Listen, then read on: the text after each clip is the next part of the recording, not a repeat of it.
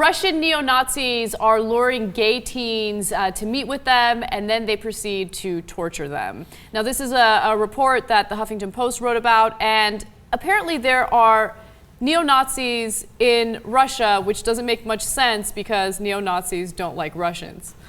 Yeah, this is a really welcome change in geopolitical circumstance in the world. Normally, the Nazis fight the Russians. Yeah. Now, historically speaking, the incredibly dangerous neo-Nazis have met the incredibly dangerous Russians, and we have the super dangerous neo-Nazi Russians who are now looking to lure in gay, sometimes kids and guys, and humiliate and torture them.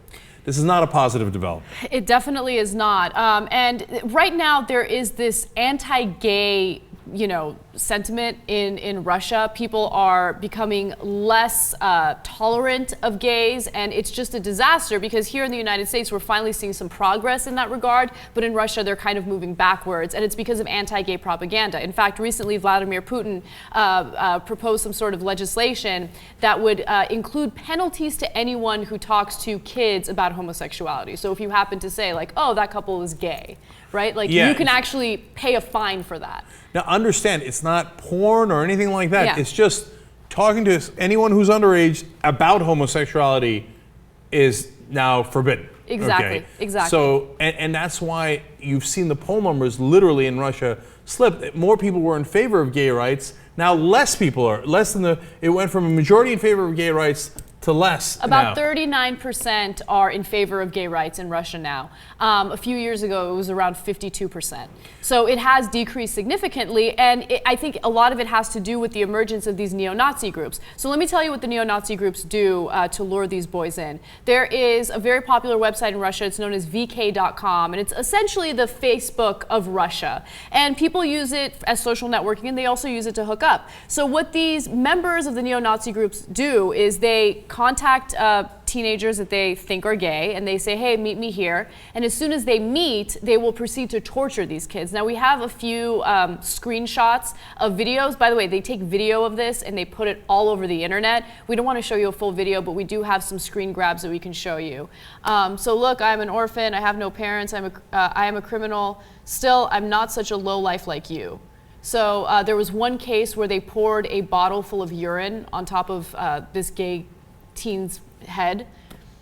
And they start beating him. Yeah. And then they get like quasi confessions out of them, and the video stops after they pour the piss on him, and then start hitting him. They send the videos and the confessions to family members, if they have a job, to the place where they work.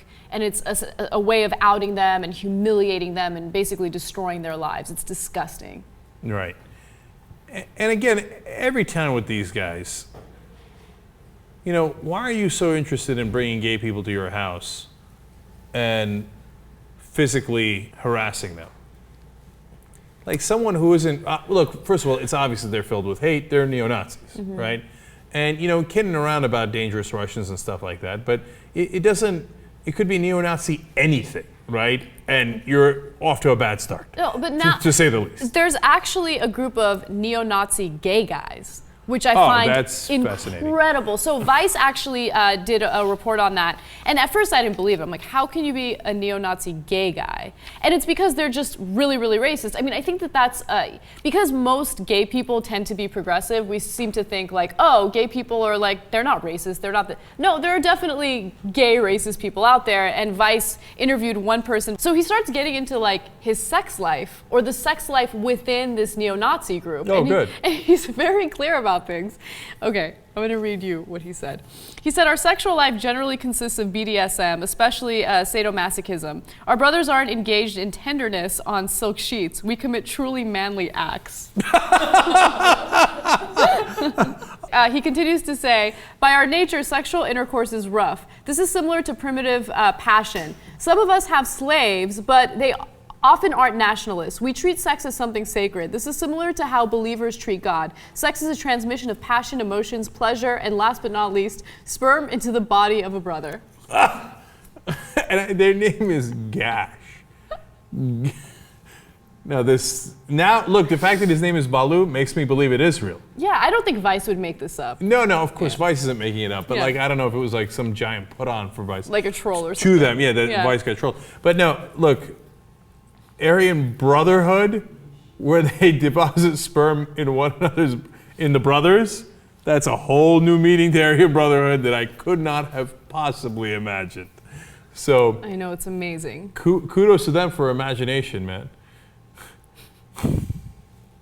But you know what? I think what they're doing is they're basically taking it to the next level. Like what's unsaid about the Russian neo-Nazis, they're just doing. You know, because those Russian neo-Nazis, what are they doing? They're tying the kids up, right? And they're like, oh, we want to bring gay people here, tie them up, and treat them roughly. How similar does it sound to the gay neo-Nazis? Pretty damn similar.